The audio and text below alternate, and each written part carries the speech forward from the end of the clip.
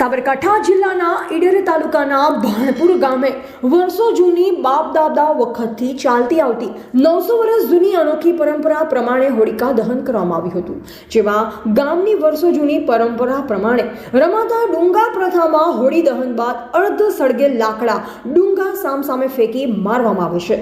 આ પ્રથાને જોવા આજુબાજુના લોકો સહિત ગ્રામજનો હજારોની સંખ્યામાં હોળિકા દહન બાદ ડુંગા પ્રથા જોવા માટે આવતા હોય છે।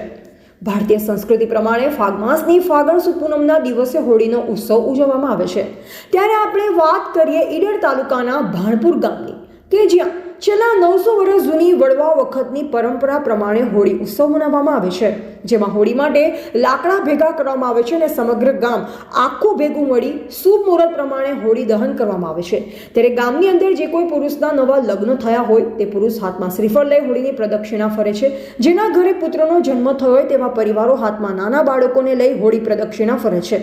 વાતે ગાતે ગામના ચોકમાં બધા એકઠા થઈ આખું ગામ ઢોલના તાલે માતાજીનું નામ લઈ યુવા, વડવાઓ, બાળકો, મહિલાઓ એક સમાન હોળી ચોક માટેનો બોલાવો આવે ત્યારે એક સાથે ગ્રામ આખું નીકળે છે અને નવપરિણીત યુગલ સાથે જેને પ્રથમ બાળક થયું હોય તેઓ પરિવાર સાથે મહિલાઓ હાથમાં દીવાની જ્યોત, પ્રસાદ તરીકે ધાણી, સુવાળી, પૂરી અને પુરુષ બાળકને લઈ હોળીના ચોકમાં જાય છે, જેમાં ગામના આગેવાનો તમામ તૈયારી કર્યા બાદ હોળિકા દહનની નોરતા શરૂ કરવામાં આવે છે અને બાળકને લઈ પિતા પરિવાર અને વર્ષ વહેલાનું સારું આયુષની કામના કરતા હોય છે અને ગામના તમામ લોકો સારા વર્ષ અને અનિતિ પર નીતિનો વિજય થાય અને ધન ધાન્ય અને સુખાકારી નીવડે તેવી આશા સેવતા હોય છે।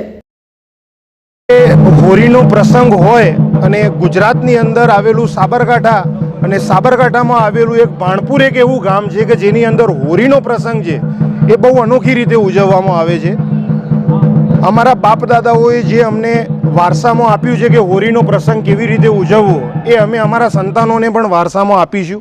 અને વિસ્તૃતમાં વાત કરીએ તો અમારા ગામની અંદર હોળીનો પ્રસંગ છે એ એવી રીતે ઉજવાય છે કે જ્યારે કોઈપણ વર્ષે નવા પરણેલા યુવાનો તેમજ જેના ઘરે સંતાનની પ્રાપ્તિ થઈ હોય એમનું હોળીની પ્રદક્ષિણા કરી અને હોળી પ્રગટાવ્યા બાદ હોળીની પ્રદક્ષિણા કર્યા બાદ જ્યારે અડધી હોળી થઈ જાય, અડધું પ્રાગટ્ય થઈ જાય હોલિકા દહનનું, ત્યાર પછી તેમાંથી સરકતા ડુંગાને બહાર કાઢી અને અમારા ગામના બધા જ યુવાનો એક જૂથ થઈ અને બે ટીમ પાડે છે। એ ટીમ પાડ્યા બાદ એ સરકતા ડુંગા એકબીજાને ફાયરિંગ કરી અને હોળીનો અનોખી રીતે આ પરંપરા અને પર્વ ઉજવવામાં આવે છે। અને હોલિકા માની એટલી દયા છે અમારા ગામ પ્રત્યે કે આજ દિન સુધી અમારા વડવાઓથી ચાલતો આવતો આ પ્રસંગ, આ તહેવાર જે અમે આજ દિન સુધી સાચવ્યો છે તેમાં આજ દિન સુધી કોઈને મોટી ઈજા નથી થઈ કે ના કોઈ મોટી હોનારત થઈ છે। અને આ પ્રસંગને અમે આવી અનોખી રીતે ઉજવીએ છીએ, જેના માટે થઈને સાબરકાંઠાની અંદર ભાણપુર ગામ એકમાત્ર એવું છે કે જે કેન્દ્રનું સ્થાન બને છે અને આવનારા ટાઈમની અંદર બી અમે અમારા સંતાનોને વારસામાં આપતા જઈશું કે ભાઈ હોળીનો પ્રસંગ આ જ રીતે ઉજવવો અને આ જ રીતે પરંપરાને જાળવવી રાખવી। શું નામ આપનું? મારું નામ છે શરદ પટેલ। હું આ ગામની સ્થાનિક વતની છું। વર્ષોથી આ મને આવ્યા 12 વર્ષ થયા લગ્ન કર્યા। આ ગામની જો હોળી બહુ જ ગુજરાતમાં પ્રખ્યાત છે। અહીંયા જૂના બાપ દાદાઓ વખતની જે પરંપરા છે એ હજુ ચાલુ છે। હોળીના દિવસે જે મુહૂર્ત હોય છે 9 કે 10 વાગે એ પહેલાં 1 કલાક પહેલાં અહીંયા ભૈરવજીના ચોકમાં બધા ભેગા થાય છે। નવ દંપતી જે હોય છે તે પણ અહીંયા ભેગા થાય છે। બધા સાથે મળીને ગામના વડીલો, બાળકો, નવ દંપતીઓ બધા ભેગા મળીને સાથે ઢોલક વગાડીને જોડે ત્યાં જ્યાં દહન થતું હોય છે ત્યાં જતા હોય છે। ત્યાં ગયા પછી ત્યાં દહન થાય છે અને નવ દંપતીઓ ત્યાં ગોર એમની પ્રદક્ષિણા કરે છે અને જે બાળકો જે બાળકો શિશુ હોય છે તેમની પણ પ્રદક્ષિણા કરવામાં આવે છે। ત્યાર પછી ગામના જે વડીલો, જે ઘરડા હોય છે, જે સ્ત્રીઓ ત્યાં એક ગરબાનું આયોજન કરતા હોય છે, ગરબા રમતા હોય છે એમને જાતે હાથેથી મોઢેથી જાતે ગીત ગાઈને ત્યાર પછી ડુંગા રમવામાં આવે છે। જે વર્ષોથી બાપ દાદા વખતની પરંપરા ચાલુ છે તે ડુંગા રમે છે। સામસામે બે ટીમ પાડવામાં આવે છે। અંદરથી ડુંગા કાઢી પછી સામસામે બે ટીમો પાડી અને એકબીજા સામસામે નાખતા હોય છે। છતાં પણ હજુ સુધી અમે સાંભળ્યું નથી કે કોઈને નુકસાન પહોંચ્યું હોય। બહુ સરસ રીતે એકબીજાને સામે ડુંગા નાખી અને આ ડુંગાની પદ્ધતિ જે રમતા હોય છે જે વર્ષો જૂની પુરાણી છે। આ એક પરંપરા છે જૂની, જે હજુ આ છોકરાઓ જાળવી રાખે છે અને સતત હજુ પણ જળવાઈ રહે તેવી ભગવાનની પ્રાર્થના છે. મિનલ પટેલ.